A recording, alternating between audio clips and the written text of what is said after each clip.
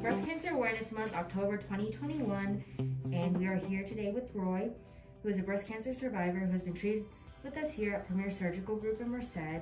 Roy is a resident of Merced. Thank you so much for being here today and agreeing to answer a few questions. So first question is just, can you describe some of the feelings or thoughts you had when you were first told you had breast cancer? I was actually quite surprised. My doctor was also quite surprised.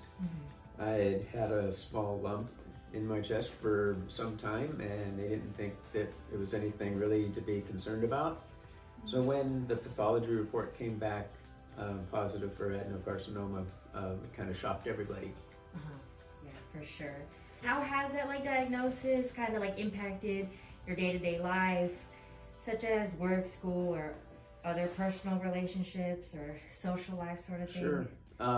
Well, I just recently retired from work, and I had planned a month-long vacation in 4 different states, going to different archery tournaments, and that all had to be changed. So, I could go through the surgery and begin treatments for this.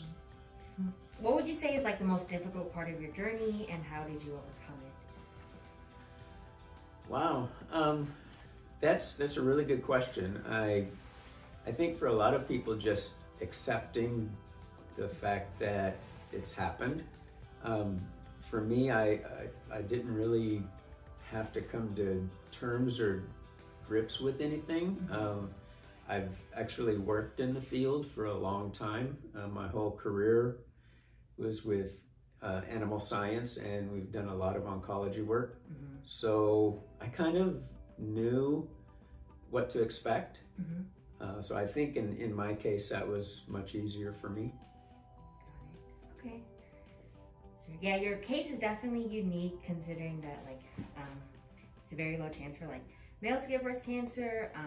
What was your thoughts, I guess, just going through the whole process? As far as it being male breast cancer? Yeah, anything. I think that was, it wasn't a surprise. I understood males could get breast cancer. So that wasn't a shock, not nearly as much of a shock as actually having cancer of some kind. I think just being forced to change my plans, the immediate plans for the year, I think was the biggest thing that I needed to do to get started on the treatment.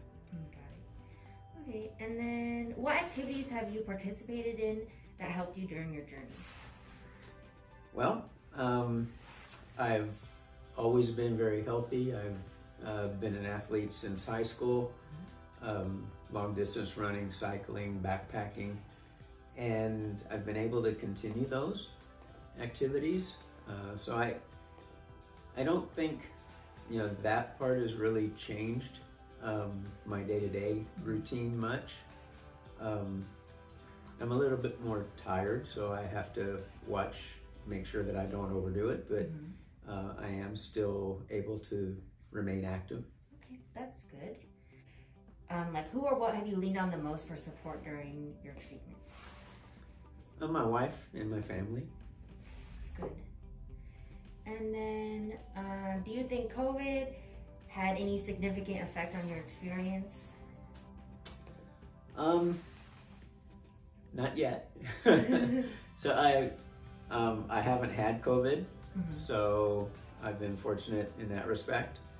I think, maybe as far as scheduling, that's impacted some of the facilities, but other than that, it hasn't impacted me directly. Okay, that's good to hear.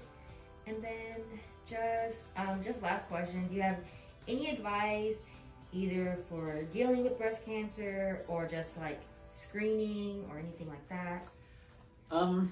Yeah, I think it's important to screen. I think it's important to have annual checkups. I've been having annual checkups for many years, And I think, I'm fortunate that this was caught early. It wasn't caught because I got sick. So yeah, I think screening is very important, and I would encourage it. That's good. And then just going just a little bit of like a sidetrack, with this like lump, you said you had it for a while, and just like what was the like turning point where they decided they should like take it out and see what it is? Sure. So when I first noticed it a few years back, it wasn't bothering me.